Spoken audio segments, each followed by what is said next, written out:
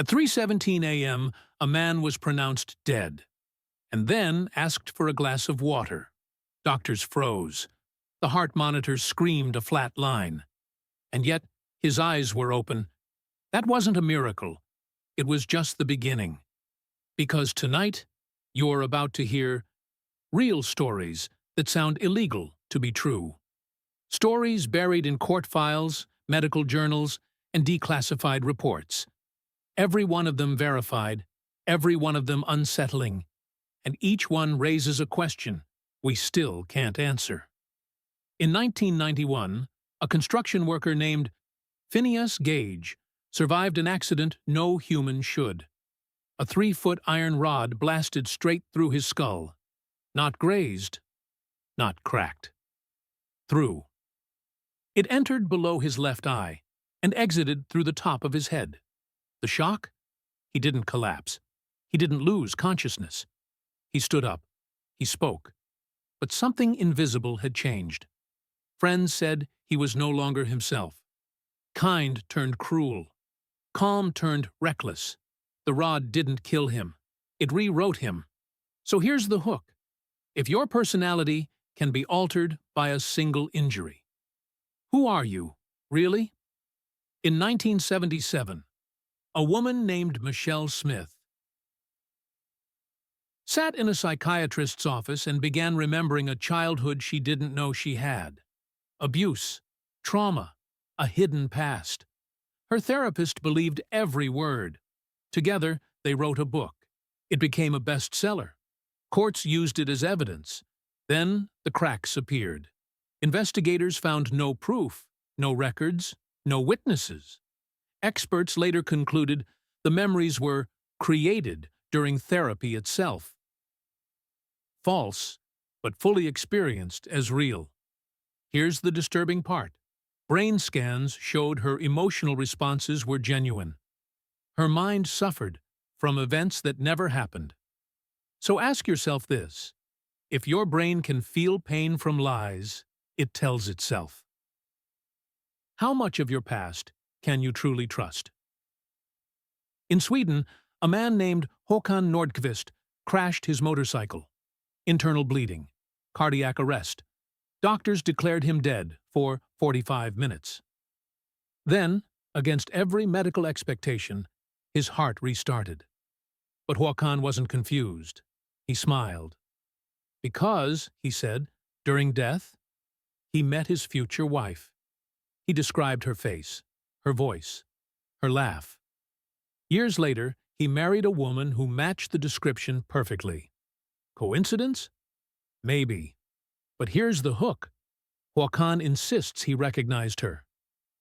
The moment they met. So the question remains. Did his brain predict the future? Or did death show him something time isn't supposed to reveal? In 2013, a woman named Agnes walked into a hospital in England. She spoke fluent English.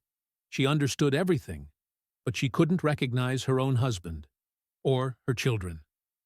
Doctors diagnosed Corridor's transient global amnesia. For hours, her identity was gone. Then, just as suddenly, it returned. Here's the unsettling detail. While she didn't know who she was, she still knew how to be herself. Her handwriting was the same. Her humor was intact. Her instincts remained. So what disappeared? Not memory, not intelligence, just the story she told herself about her life. Which leads to a terrifying thought. If your identity can vanish while you remain. What is identity made of?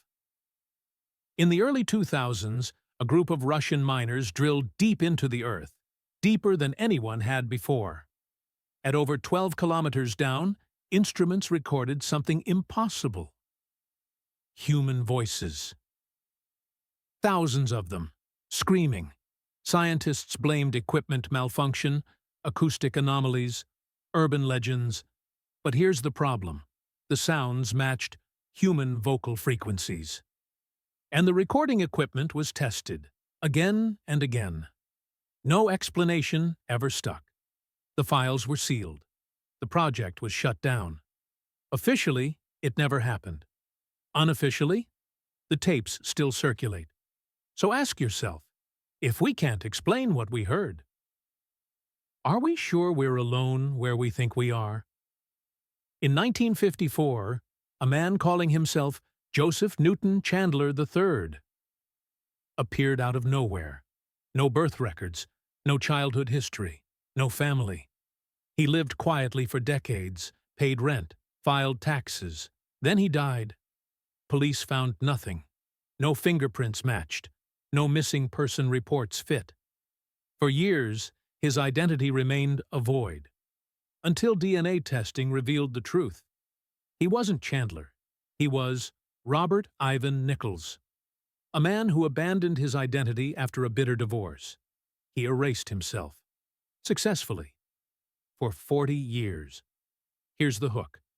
In a world obsessed with digital footprints, how did one man vanish without a trace? And finally, in a hospital room in the U.S., a man under anesthesia began speaking fluently, in a language he had never learned. Doctors recorded it. Linguists confirmed it. Not gibberish, not coincidence, perfect grammar. When he woke up, he remembered nothing. No explanation followed. The case remains unsolved, which leaves us with this final question. If your brain can access things you never learned, if memory